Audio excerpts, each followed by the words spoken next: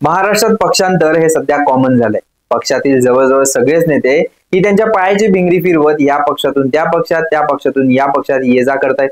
याचा निवडणुकीवर परिणाम काय? तर यामुळे मतं कमी जास्त होण्याची भीती असते। आता असेच काहीसे आमदार आज आपण पाहणार आहोत प्राईम संवादच्या आजच्या भागात। नमस्कार, मी श्रेयस प्राईम संवाद युट्यूब चॅनलवरती तुमचं स्वागत करतो। महाराष्ट्रात आता लवकरच विधानसभेच्या निवडणुका लागणार आहेत। यासाठी प्रत्येक पक्षाने त्यांची रणनीती आखायला सुरुवात केली, पण याच धर्तीवर अंतर्गत संघर्षामुळे आमदार नेते महायुतीत सोडून गेले तर चला याविषयी जरा सविस्तर जाणून घेऊया। निवडणुकीच्या पार्श्वभूमीवर एक एक महायुतीतला नेता फोडायला मवी याने सुरुवात केली। कोण आहे पहिला आमदार पाहूया। रामराजे नाईक निंबाळकर यांनी अनेकदा माजी खासदार रणजित नाईक निंबाळकर व भाजप नेते जयकुमार गोरे यांच्या विरोधात नाराजी व्यक्त केली। तसेच त्यांनी या दोन्ही नेत्यांची पक्षातील वरिष्ठांकडे तक्रार देखील केली, पण वरिष्ठांकडून याची दखल घेतली जात नाहीये। त्यामुळेच वरिष्ठांनी या तक्रारीची दखल न घेतल्यास पुढील काळात हाती तुतारी घेऊ असं रामराजे नाईक निंबाळकर यांनी म्हटलंय। रामराजे नाईक निंबाळकरांच्या या वक्तव्यामुळे मात्र अजित पवार गटाची धाकधूक नक्कीच वाढली आहे। निंबाळकर महायुतीतील बडे नेते आहेत, त्यांच्या फलटणमध्ये दबदबा आहे, पण सध्या महायुतीतच संघर्ष सुरू असल्याचं आपल्याला पाहायला मिळतंय। भाजपचे रणजित सिंह नाईक निंबाळकर हे फलटणमध्ये ऍक्टिव्ह झाले असून त्यांच्या मतदारसंघातील दादागिरी ही सुरू झाली।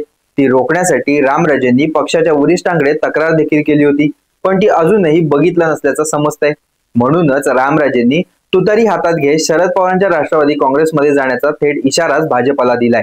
लोकसभेवेळीही महायुतीतील भाजपकडे असलेल्या माढा मतदारसंघातील रणजित सिंह नाईक निंबाळकरांच्या उमेदवारीला रामराजेंनी कडाडून विरोध केला होता। प्रत्यक्ष निवडणुकीत देखील रामराजेंच्या गटाने राष्ट्रवादी शरद पवार पक्षाचे उमेदवार धैर्यशील मोहिते पाटील यांचाच प्रचार केला होता।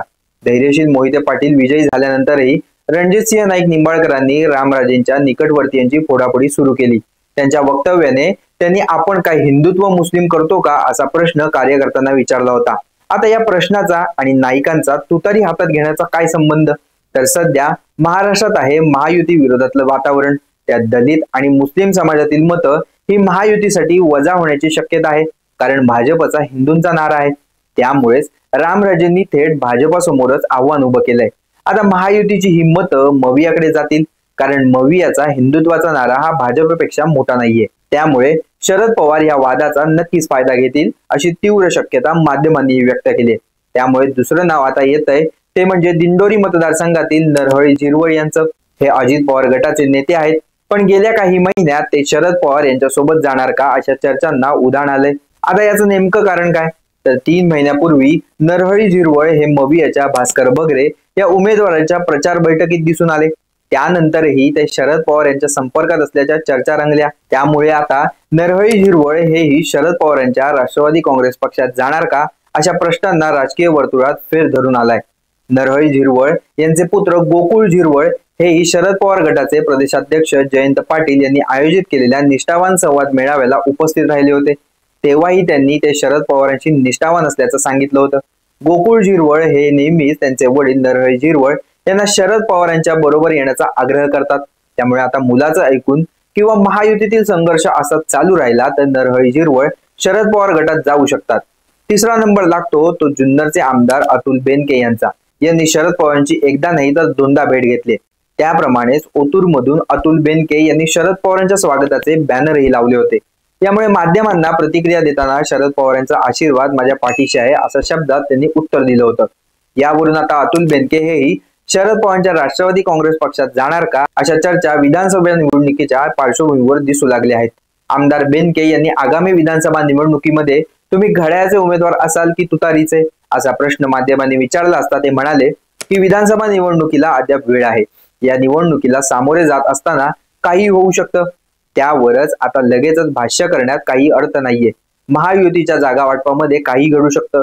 कदाचित अजित पवार आणि शरद पवार दोघेही एकत्र येऊ शकतात। 288 मतदारसंघामधील मी एक छोटा घटक असल्यामुळे पुढे काय होणार याबाबत मी काही सांगू शकत नाही।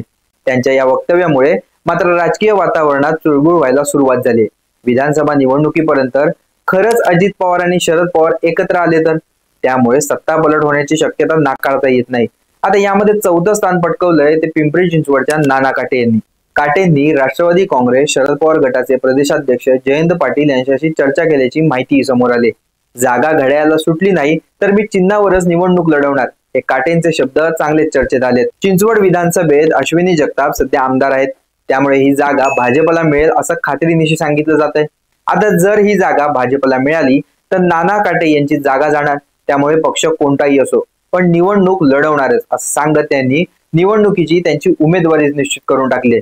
त्यामुळे जर इथे भाजपचा उमेदवार उभा राहिला तर नाराजीमुळे काटे शरद पवार गटात जाऊ शकतात। आता शरद पवार गटात कोण जाणार यासाठी अजून एका नावाची चर्चा रंगली, ती म्हणजे फलटणचे दीपक चव्हाण। हे रामराजे नाईक निंबाळकर यांचे खंदे समर्थक आहेत, त्यामुळे ते जर शरद पवार गटात गेले तर दीपक चव्हाण हेही शरद पवार गटात जातील। याही आधी कोल्हापूर ग्रामीणचे जिल्हाध्यक्ष समरजित घाटगे, उदगीरचे माजी आमदार सुधाकर भालेराव आणि परभणी जिल्ह्यातील बाबाजानी दुर्राणी या अजित पवार गटातील नेत्यांना शरद पवारांनी त्यांच्या पक्षात तुतारी दिली। असंच जर राष्ट्रवादीत इन्कमिंग सुरू राहिलं तर राष्ट्रवादी काँग्रेस पक्ष पुन्हा एकत्र आल्याशिवाय राहणार नाही हेच खरं। यामागे शरद पवारांची काही खेळी आहे का हे आता तरी समजून आलं नाहीये, पण जर असं असेल तर यावेळी विधानसभा निवडणुकीत काहीतरी वेगळी समीकरणं पाहायला मिळतील। त्यामुळे महाराष्ट्राची जनता बुचकळ्यात पडल्याशिवाय राहणार नाही। याबाबत तुम्हाला काय वाटतं? राष्ट्रवादी पुन्हा एकत्र येणार का? महायुतीतील अंतर्गत संघर्ष राष्ट्रवादी काँग्रेस शरद पवार पक्षाच्या फायद्याचा ठरणार का? महाराष्ट्रात सत्तांतर होणार का? या सर्वांबद्दल तुमचं काय मत आहे आम्हाला नक्की कमेंट सेक्शन मध्ये सांगा। हा व्हिडिओ आवडला असेल तर नक्की लाईक करा, शेअर करा आणि प्राईम संवाद YouTube चॅनलला सबस्क्राईब करायला विसरू नका। धन्यवाद।